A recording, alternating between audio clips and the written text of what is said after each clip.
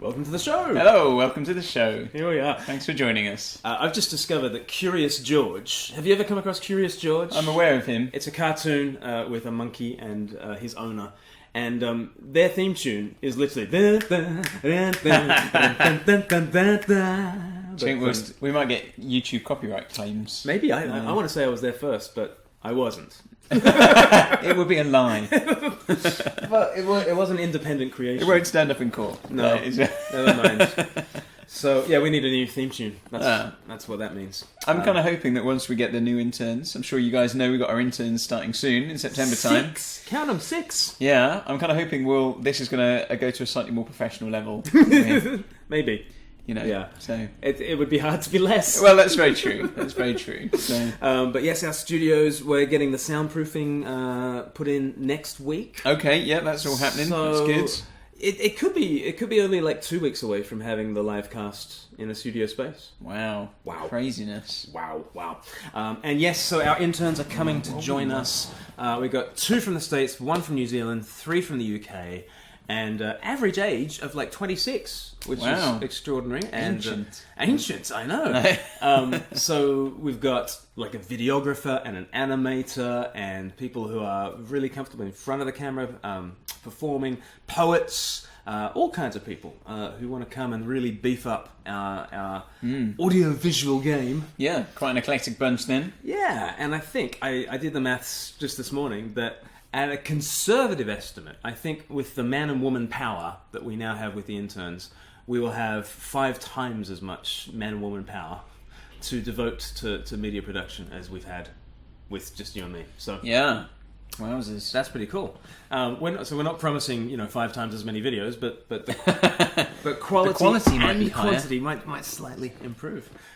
So that's really exciting. And if you guys want to help us out with the Speak Life Foundry, it is a big extra cost for us, and the studios and the refurbishments are a big extra cost for us. You can do us a great favour by giving a one-off gift, or even subscribing and giving a monthly gift to us by going to speaklife.org.uk/give. And all those gifts will be really, really gratefully received, because we depend on the generosity of people like you guys. So this week, we're calling our livecast, Have We Reached Peak Pride? Did you know that it was Pride Month last month, Paul? Do you know how I knew? How? Well, I mean, I'd seen a few bits, obviously, but my banking app, right? It may have actually still done it. They changed the logo. Really? On the banking app on my phone. Wow. To have a kind of rainbow flag. Who are you with? Barclays. Barclays, yeah. It could have been any of them, though, couldn't it? It could have been. Anyone could. In terms of supermarkets, see, still all rainbows, all rainbow colours, and it's hard to scroll through social media without seeing a rainbow on every screen. Yeah. And in terms of supermarkets, who do you think's jumped onto the Pride Week the most? Pride Month. I don't know. Should I know this? I would have thought Sainsbury's. Everywhere I go, I see Sainsbury's. We don't see in Crowborough. We've only got a little Sainsbury's local. You've got a Waitrose. It's all Waitrose there. Yeah, we've got everything. We've got Lidl. Oh, really? We've got Waitrose. We've got everything. Okay. But even though it's a tiny place, we have supermarkets. Of course, but not a big Sainsbury's. So. Yeah. Okay. So it is Pride Month, and I guess, and what people are saying is it's been a month because it's 50 years since the Stonewall riots in New York in 1969, where people really were protesting against the police kind of busting up gay bars and walking into gay nightclubs and just causing a lot of hassle and other persecution of particularly the gay community, but perhaps other sexual minorities as well. And so people are saying because it's the 50-year anniversary, it's going to be a whole month. But what's been interesting to me is, I get asked by non-Christians all the time, what do you make of this whole Pride Month thing? A whole month of it. Interestingly, just last week, somebody in church in London sort of said to me, what do you make of all this? And I said, I don't know. Each to their own. Sort of, I gave that kind of answer. I said, what do you make of it? And he said, I thought it was a bit much. Right. And people, and this was a non-Christian. Like this is somebody who was brought to church, as a guest, because it was a guest service that I was speaking at. And you go on The Spectator and you read Brendan O'Neill, and you expect Brendan O'Neill to write a kind of a grouchy young man sort of article, and he didn't disappoint. Didn't let down really, did he? But he spoke about I'm sick of Pride Month, and he's an atheist who believes in all gay equality, gay marriage equality, all of that kind of stuff. Sure. But he kind of thought it's a bit much. It's gone on a bit long. And interestingly, I discovered that there was a survey done very recently, and it was done by the GLAAD, which is the Gay and Lesbian Alliance Against Defamation, and they did a study about how tolerant people are of the LGBTQIA plus community. And they discovered that actually there is less and less tolerance out there than there was even last year or the year before that. And they did this study together with the Harris poll, and they came up with this finding that apparently 18 to 34-year-olds are less tolerant of the LGBT community, and that is a trend that has been ongoing for the last couple of years. Yep. So... do we have any of those findings on screen? Yeah, I'm not sure which one's which, though. Okay, so yeah. Here we go. And what they really discovered is that among 18 to 34-year-olds, that actually they are less and less comfortable interacting with someone from the LGBT community. So, for instance, 36% of young people said that they were uncomfortable learning that a family member was LGBTQ. And that's 36% as opposed to 29% in 2017. So that's quite a marked uptick in people saying they're uncomfortable in learning that a family member is gay or lesbian or trans. Another statistic, among this group of 18 to 34-year-olds, 34% were uncomfortable learning that their doctor was LGBTQ. 34, so more than a third of people say they're uncomfortable learning that their doctor is gay or lesbian. Have we got the same statistics? Yeah. Oh, that is the population as a whole. Oh, I see. Right? Okay, right. So right, yeah, right. what's on the screen? So what's on the screen is not whole. quite what Glenn is saying. So, but among 18 to 34-year-olds, you would expect them to be more accepting. You'd expect that kind of generation to be much more open to these things, and yet, it's actually so on the screen. You'll see that it's 30% of people are uncomfortable learning that their doctor is LGBT. It's 30% of the wider population, and it's 34% of 18 to 34-year-olds. Here's another question that they asked. Are you uncomfortable learning that your child had a school lesson on LGBTQ history? Actually, 39% of people more broadly said that they were uncomfortable learning that their child was learning that. And that's up from 30% in 2017. So, what do we make of these statistics? Because we're told that the trajectory is all towards acceptance of the LGBTQIA plus community. Sure. And yet, when you ask people in their heart of hearts, what do you actually think? I find it quite disturbing, actually, that people care that their doctor is gay. And it seems like more and more people are caring that their doctor is gay, not less. Yeah, it seems a bit of a strange thing, doesn't it? And it's just not what you expect to see coming out of the results. Not at all. And I think as Christians, we can totally say, well, that's wrong. I don't care if my doctor is gay. My doctor happens to be Muslim. I don't care that my doctor is Muslim. I don't have bear any ill will because they happen to think God is different to the way that I think of God. Why would I care if my doctor thinks that sex is something different to what I think it is? So what's really interesting is while we all know what the correct view is, while we all know what we're meant to think about things, when people are asked in their heart of hearts, are you uncomfortable if a family member is gay? Actually, we're finding that is increasing and not decreasing.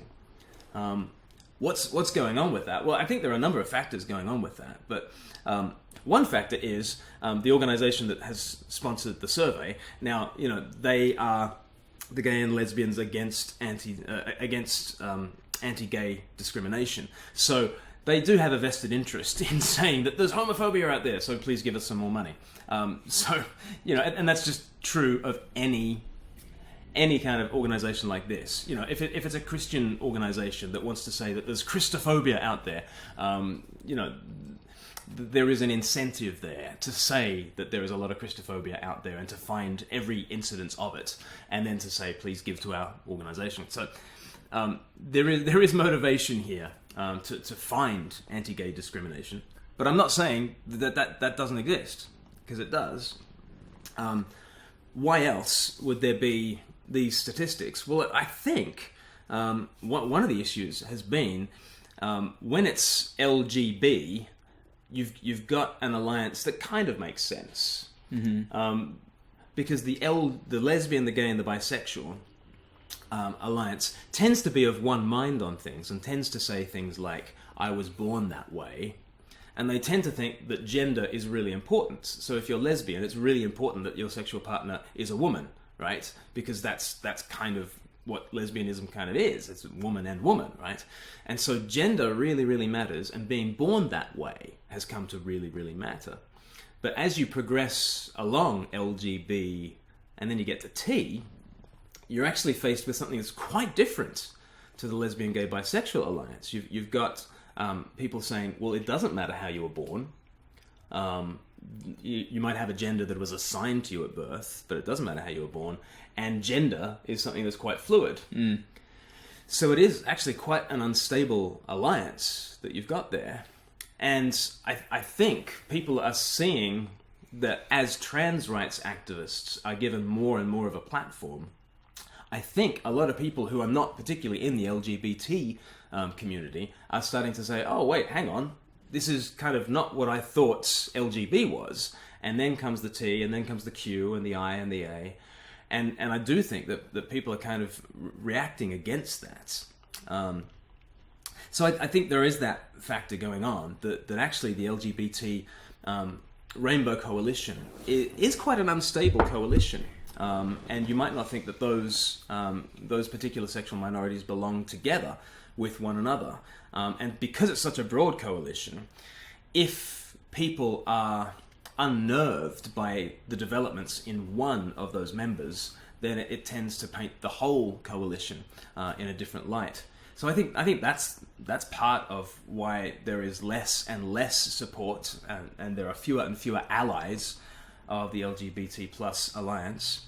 But then a third thing, I think, why people are having a visceral reaction and why people are saying, I would be uncomfortable if a family member was gay, is I think when you're not allowed to think different thoughts and you're not allowed to discuss different ideas, then all that's left to people is this visceral kind of knee-jerk reaction yuck factor.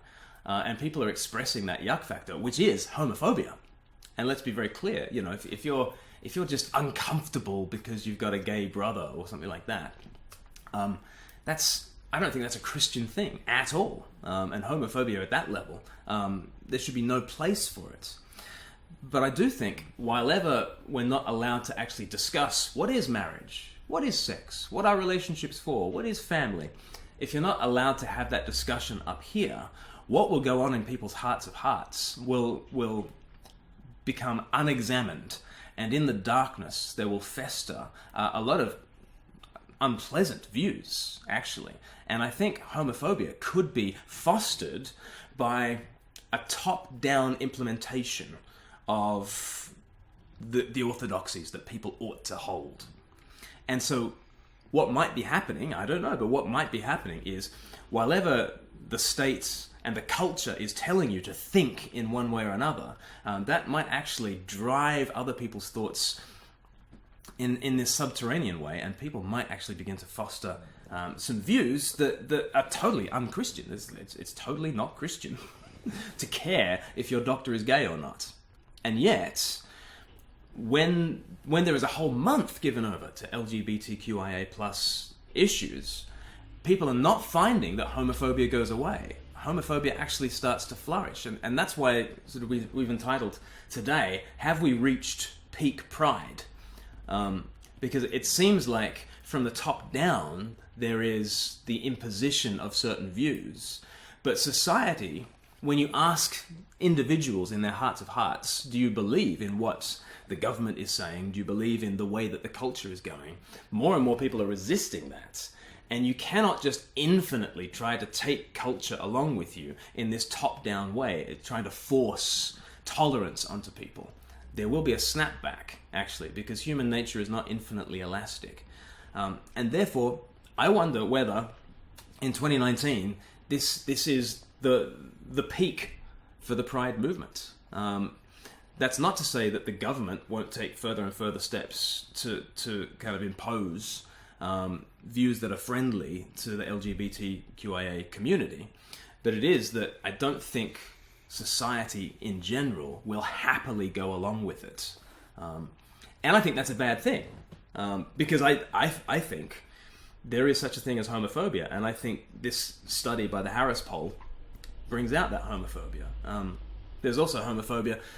We saw on a London bus last month, there was this lesbian couple who were attacked by youths in a pretty shocking way. I don't know if people saw this on their social media. It was certainly all over my Twitter feed. There is what's her name? Gaymanat. Her name was Gaymanat. What was her first name? Karina? Melania? Melania Gaymanat. That's right. And her girlfriend were on a bus in London, and it was a horrific attack by a bunch of youths, and they were caught and they were arrested, which is good. And it seems obvious that this was motivated by homophobia, and that is a dreadful, dreadful thing. But what are we going to do about homophobia? And one of the things I want to say is you can't just tell people what to think about homophobia, because hearts and minds are not one in that way. And therefore a kind of a top-down imposition of these orthodoxies about human sexuality is not going to fight against the homophobia that is rife in humanity in general. So have we reached peak Pride? Will Pride in 2020 be a different thing? Will the LGBTQIA alliance hold until 2020? And will society still be with the LGBTQIA? Will there still be a majority of allies with that community next year? I don't know, actually. But I certainly don't think that it is inevitable that society will forever drift towards this alliance of sexual minorities. I think human beings have a nature, and I don't think that nature is infinitely elastic. So I guess this podcast is about thinking, what do we do about that as Christians? And one of the things that led to our thoughts on these issues was that just this morning on Radio 4, Felix Angola, who is a Cameroonian student at Sheffield University who was studying for a social work degree back in 2016. He made some comments on Facebook where he was defending the Bible's definition of marriage. He was thrown off his course, and just last week the Court of Appeals actually upheld his appeal that Sheffield University should not have done that. And I just thought that was an interesting case of, okay, we've talked about homophobia that is directed towards the LGBT community. Is there also discrimination directed towards the Christian community for holding the views that Christians hold? And actually, I thought Felix did a great job this morning. He was interviewed about his case, and we're going to listen to a little bit of Felix describing what he'd done and his reasons for it, and then we'll discuss a little bit about this issue of are Christians being discriminated against. What rights should a conservative Christian have to say that homosexuality is a sin? Felix Angola was removed from a postgraduate social work course at the University of Sheffield in 2016 after posting a Facebook comment in a debate about gay rights. He said he was paraphrasing the Bible when he wrote, "Same-sex marriage is a sin, whether we accept it or not. Homosexuality is a sin, no matter how you want to dress it up." He has appealed to the High Court in London, and he's won the right to have the university look again at its decision. He says he wants his place back and that the case has wider implications for British life. I've been talking to him. We began with the moment he was told that he was being chucked out. I remember the letter that they sent to me. It was really shocking to me because I was treated like a criminal. They told me I have to submit my library badge within a certain period of time. My library membership will be terminated with such strong language. And I was thinking, is this really necessary? Let me put to you then the other side of this. First, Yes. from the university, they say you were taking a professional degree with the aim of becoming a social worker, and that it is not right that you would get that degree with your views because they would affect gay people that you might later be working with. I've seen some of the defense that the university has put out there that they were just following national guidelines. If you look at the court judgment, and I'll read from the judgment, it says the university failed to appreciate that it had taken a stance which did not accord with the HCPC guidance or common sense. So those are not my words. They are the words of 3 appeals court judges. And I feel it's liberalism on steroids. I don't have any issue them regulating social work students. That is something that I expected when I got on the course, but it has to be done fairly and sensibly. Yeah, but from their point of view, it is being done fairly and sensibly because they're saying they're giving you a professional qualification, and once you are qualified, you would not treat a gay couple the same as a straight couple, and you wouldn't because you'd believe that the gay couple were doing something that was wrong in the sight of God, and you think what God wants for us is important, and so it goes as a simple fact, doesn't it, that you would discriminate against, at least in your mind, gay people. Well, if you read the judgment quite carefully, the judges made a clear distinction between beliefs and practice. That's not but is that realistic? Is that realistic? And with your hand on your heart, if you seriously believe that some people are doing something that is evil, foul in the eyes of God, you would not treat them the same as others. Let me tell you what my beliefs are as a Christian. Everybody is precious and wonderful in the eyes of God, and that reflects on my practice as well. I have worked with gay people, I've socialized with gay people, I've taught students who are gay, and nobody has ever made a complaint against me. If you look at the judgment, it clearly states that I've got views, but it's never ever affected my practice.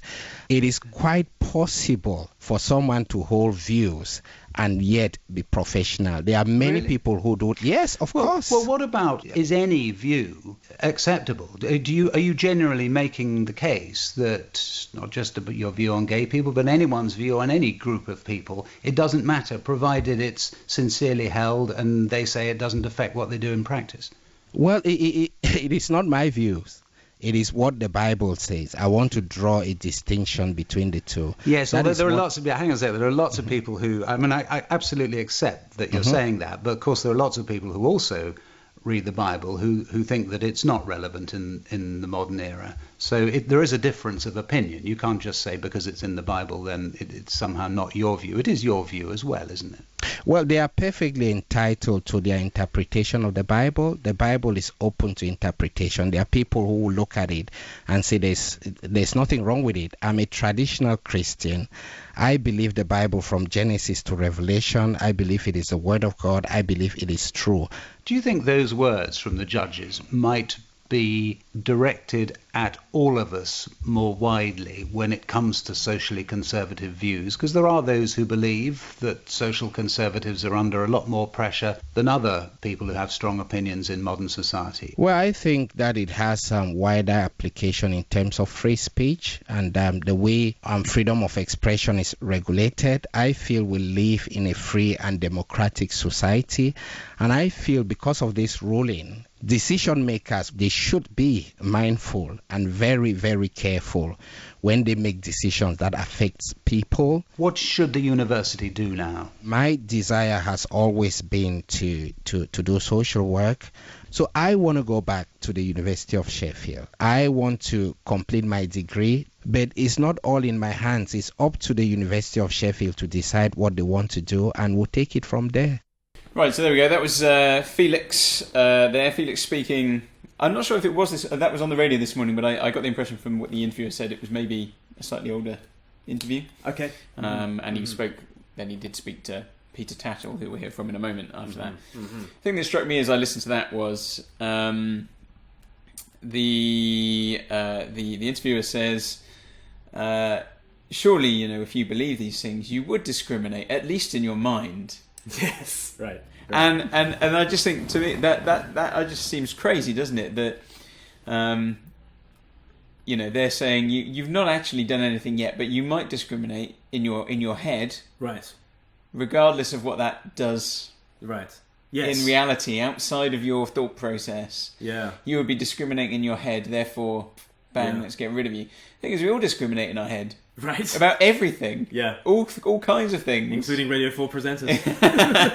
Absolutely, it just seems balmy. And then he says, doesn't he? Felix quite rightly said how the court said it's possible to hold views without actually discriminating, right? And the interviewer is kind of like, well, really? Is that possible? And you, I don't know why he feels like that. Maybe he just discriminates all the time. Maybe that's he's. I never hold back. If I think it, I always discriminate.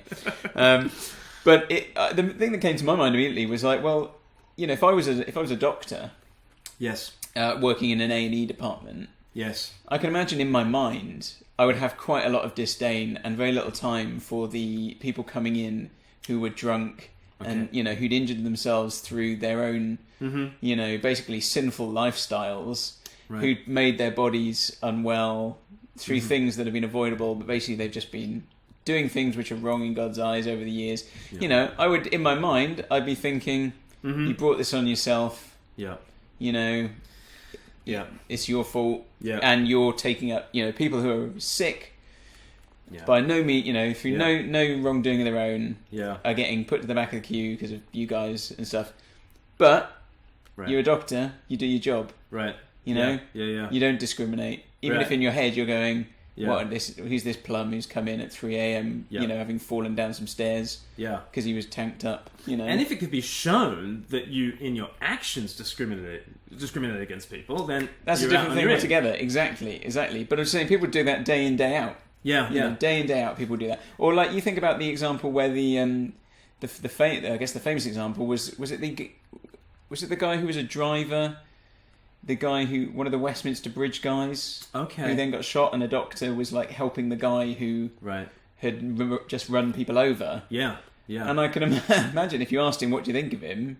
Right, he would have had some pretty strong thoughts on who what he did. Yes, and his beliefs and his lifestyle. But actually, in the moment when it came to doing his job, he did his job. Right, exactly. And what are we going to do? Like doctors who are really Remainers. And Nigel Farage had that plane accident, didn't he? And if Nigel Farage ends up in A&E and you're a Remainer doctor, of course you're going to separate your beliefs. Even if you think Brexiteers are evil, you're going to be able to separate. And if you can't separate a person's thoughts from their activities, then actually civilization is over. At that point, civilization is over, because then we get into the area of thought crimes and wrongthink, and people being prosecuted for wrongthink, and then we have to build windows into men's souls to see what people really think about things.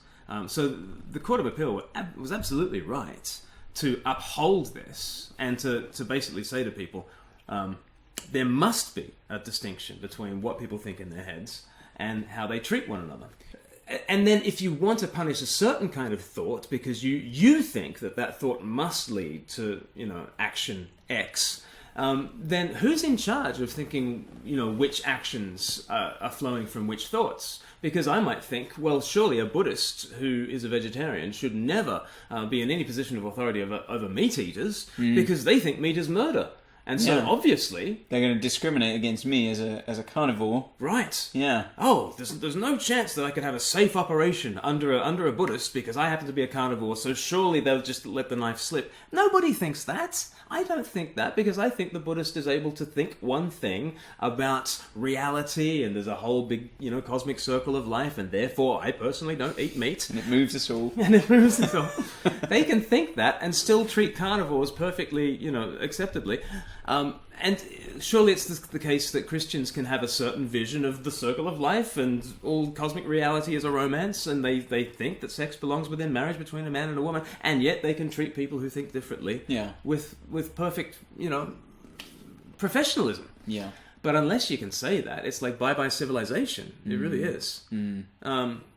So Peter Tatchell was the voice of reason, really, on Radio 4 this morning. Yeah, he said some great things, and we can have a listen to him right now, if you'd like. Let's listen to Peter Tatchell. We can talk now to Peter Tatchell, the human rights and gay rights campaigner, who's here in the studio. Morning to you. Good morning. Should the university take him back, do you think? Well, freedom of speech is one of the most important and precious of all human rights, so there has to be really strong, compelling reasons in order to restrict it.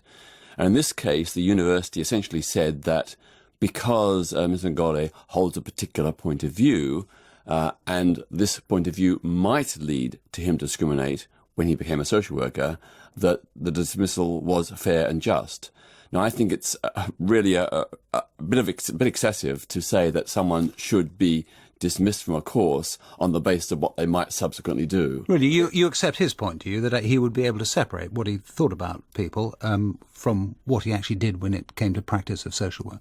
Well, I can't know for certain, but I think probably at this stage we have to accept his statement that he wouldn't discriminate. Which is quite and then, of course... It's quite significant you're saying that, because the university, I would have thought, was acting, certainly was acting in a way that it thinks would be acceptable to you and to other people who've campaigned on these things for years, decades, but actually you're saying it's possible they have gone too far, that we've all gone too far.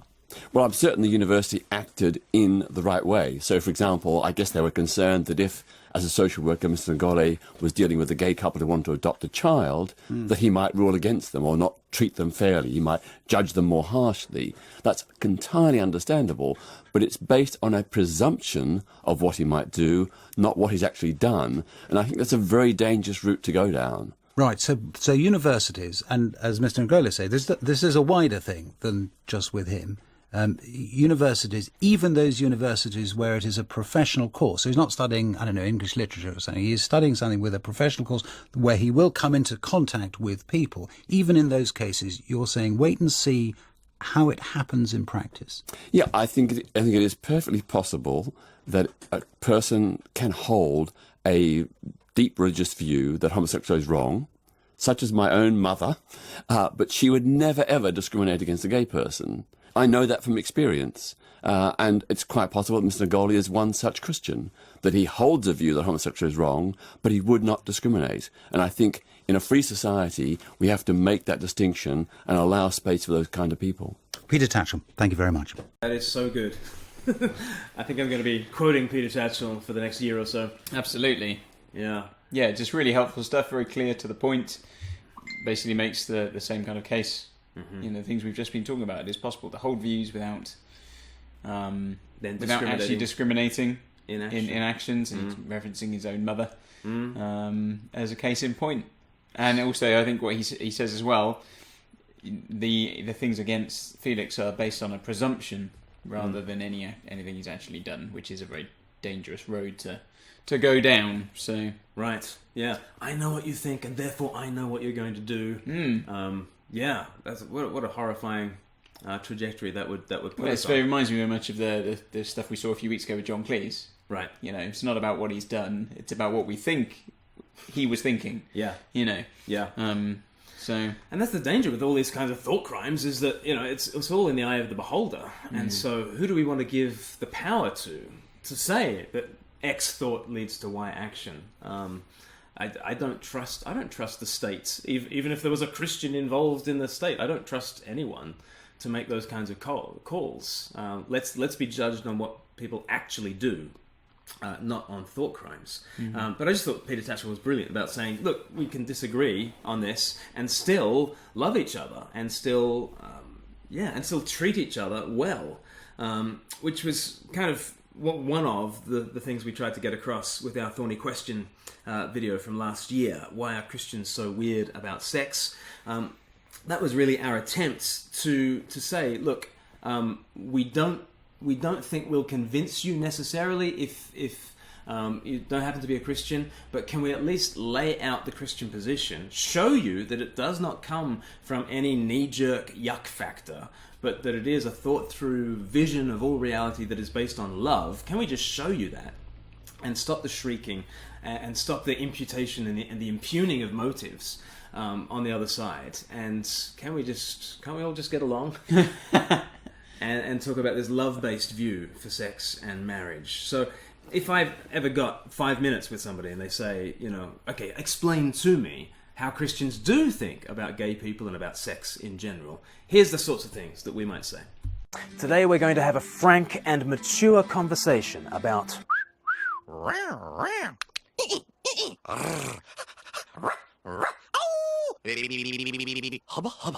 in particular, we're going to ask the question, why are Christians weird about sex? That is, why do we Christians insist on keeping sex within the context of one man and one woman in a lifelong relationship called marriage? That's different from the modern view. So why? Well, the first thing to say is that the Bible has always been weird about sex. You are so weird. The Old Testament preached a markedly different vision for sex than the Egyptian and Assyrian cultures that surrounded it. The New Testament was very different to the Greco-Roman culture that surrounded it. Therefore, the Bible does not need to move with the times because it was never preaching the morality of its time. Ever. The vision the Bible casts for sex and marriage and human flourishing has always seemed to come from another place. So the Bible is weird, but let's be clear, the modern secular view is weird too. And what is weird? White, educated, industrial, rich, democratic. That's who we are in the West, and it's weird. We're a minority in the world today, and an even smaller minority in human history. The way we tend to think about and categorise sex today is completely unknown to and at odds with the vast majority of human thought. Problem is, we don't tend to recognise this. Many just assume that our white, educated, industrial, rich, democratic worldview on sex is the measuring stick for how all sex should be viewed. And so in this context, secular people may see the Christian view as very narrow. One woman and one man for life. Seems so limited. But in fact, much like the Bible's view, today's weird views on sex are just as much an anomaly in our world and its history. So maybe all of us need to try and bring a bit of humility to this discussion. We see you as weird, you see us as weird. Okay, let's acknowledge that we're all sexual weirdos. I'm a weirdo. Christians, let's not clutch our pearls and act all shocked that the world disagrees with the Bible. It always has. And non-Christians, don't be surprised if Christians disagree with the modern secular view of sex. Pretty much everyone else in the history of humanity always has. Let's all be weirdos, and let's listen to each other without assuming the worst. You are the worst human being I have ever met. Because actually we're able to coexist with one another when it comes to other issues. For instance, if you became a Buddhist and started telling me about the wonders of enlightenment and the Eightfold Path, I'd say, fair enough. And then if I learn that your school of Buddhism forbids the eating of meat, and if I love bacon, what's my reaction going to be? Will I assume that you hate carnivores? Will I assume that you fear carnivores? Will I call you a carnophobe? Will I say, how dare you? My brother runs an abattoir, but he's the most Buddhist-y guy you'd ever meet. No, I'd probably ask, why don't you eat meat? And you'd just tell me about your grand vision for life, and you'd show me how actually vegetarianism is not at the center of your beliefs. It's just an organic part of your broader belief system. And maybe I'd be convinced by your presentation, maybe I wouldn't, but I would respect your different view, and you would respect my different view, and neither of us would cry bigot and get offended at the very idea of independent thought. I don't think I can dissect an animal. I think it's wrong. Okay, Lisa. I respect your moral objection. We can think differently on such issues and love all the same. Well, it's the same with Christianity and sex. Sexual ethics are not at the heart of the Christian faith. In fact, not even ethics are at the heart of the Christian faith. If you want to know why we think what we think, don't focus on sex. That would be like defining Buddhism by its approach to bacon. We need to go to 30,000 feet and get the bigger picture. Here are the 5 foundations of the Christian sexual ethic. Number 1, God is love. There's a flow to the living God, a shape. The Father, Son and Spirit are distinct persons united in love. Number 2, history is a love story. It begins with heaven and earth, and through the romance of God and humanity there's a union. Heaven and earth, God and humanity come together in an eternal happily ever after. Thirdly, gender is a gift. It's not self-created. I've been given my identity and I live into it. I don't have to create my identity. Fourthly, our bodies are temples. Our culture says our bodies are more like playgrounds, but the Bible has a higher view. There's something sacred about our bodies and what we do with them. Your body is beautifully constructed. Thank you. It works very, very well. And then finally, sex is proclamation. Not just procreation or recreation. It's telling us something about the God of love who gave himself to us. We need to explore those foundations a little more, and we will do that next week. But with these foundations in place, we see that sex belongs within a loving, lifelong relationship of husband and wife. But it also belongs within a cosmic romance that both predated and produced the universe. Sex is connected to the flow of God, of heaven and earth, of all history. We have a view of sex that is connected with the stars. In recent months, sex has been a huge talking point in our society. The revelations about Harvey Weinstein and the sex abuse scandals of other celebrities have hardly been out of the news. We also saw the Me Too hashtag appearing on social media feeds of people from all walks of life, highlighting just how easy it is for the good gift of sex to be distorted and abused. We need a context for sex. But what is that context? Consent, perhaps? Yes means yes, and no means no. But does yes really mean yes when one party has the ability to destroy the career of the other if they decline? Clearly there are all kinds of complications. Is it possible that the ancient wisdom of the Bible might come to the rescue here? Next week we'll think more about the specifics, but for now, might it be the most loving thing to set sex in the context of a God of love, a history of love, and a lifelong commitment of love? It's worth considering, and maybe we'll discover it's actually what we want. I'll have what she's having. That is the sort of thing that I do. So just on last night, I was preaching in London, and I was preaching on Philippians 2. Nonetheless, there was a Q&A session after the sermon, and somebody asked me, would I march in the Gay Pride March? That was just like yesterday, wasn't it? Or it was just like Saturday. And I kind of said, no, I wouldn't, but I would very happily sit down with anyone from that march and have a drink with them and chat with them about why I think there is this view of sex and relationships and marriage, and there's this view of sex and relationships and marriage, and they don't really go together. But I want to convince you that my view is not based on yuck factor, and it's not based on homophobia. It's based on this cosmic love story. Heaven and earth are masculine and feminine. God and humanity are meant to be married together, and it's preaching this cosmic romance story. And what the Christian sexual ethic is doing is proclaiming that cosmic romance. So if I ever get more than a couple of minutes to talk about what sex is like and what the Christian view of sex is, those are the foundations that I go back to. You know, God is love, history is a love story, sex is proclamation, our bodies are temples, and our genders are given, they're gifts. And when you put those 5 things together, then you've got a Christian sexual ethic that is based on the cosmic love story. And I would say that every step you take away from that vision for sex and sexuality is a step that denies that ultimate love story, and so is actually a step away from love. Those are the sorts of things that I try to say. Amy Robinson has asked a great question. So Felix Angola was talking about some Bible verses about homosexuality and was kicked off his course because of it. Amy Robinson says, but isn't it about perceived danger?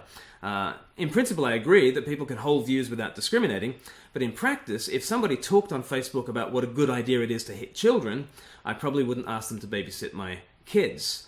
Pete Thorne has responded, true, but he didn't say he'd do anything damaging, did he?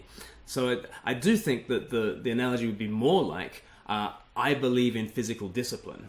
I think that would be much more the sort of the equivalent to what Felix did on Facebook, to say, I happen to believe that there is a case for physical discipline. And then when asked about it, and asked Felix, in the case of looking after other people's kids, would you smack them? And Felix says, no, of course I wouldn't. It's about, do you believe him or not? And maybe you would choose not to believe him in that instance. Yeah. But I think you'd need a lot more evidence that Felix goes around smacking other people's kids before you would conclude that he would definitely smack somebody else's kids. So I don't think it's an equivalent case. This is about statements of belief, where Felix was absolutely in the process of explaining why another Christian in the US was taking a principled stand, and he was saying, well, from within her worldview, it makes sense because the Bible says X. And so Felix was actually talking about not so much what he would do in circumstances, but he was talking about the worldview in which the Christian sexual ethic makes sense. And if he is asked point blank, will you treat somebody outside that worldview with absolute respect and dignity? Felix says, absolutely I will. And I think that we should give him the benefit of the doubt, rather than assuming that belief will definitely lead to that kind of discrimination. So I do think it's different. But the comments continue. So we are on our second livecast. You can find the link to this livecast from the first livecast if you're watching on Facebook. But that's where all the action is, people. So get involved. Yep.